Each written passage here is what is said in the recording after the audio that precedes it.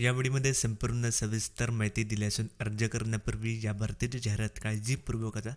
या भरतीशी संबंधित अधिक माहितीकरिता नोटिफिकेशनची लिंक दिली आहे आणि जॉब अपडेट मिळवण्यासाठी टेलिग्राम चॅनलला जॉईन करा, जेणेकरून सर्व डेली जॉब अपडेट मिळत राहतील.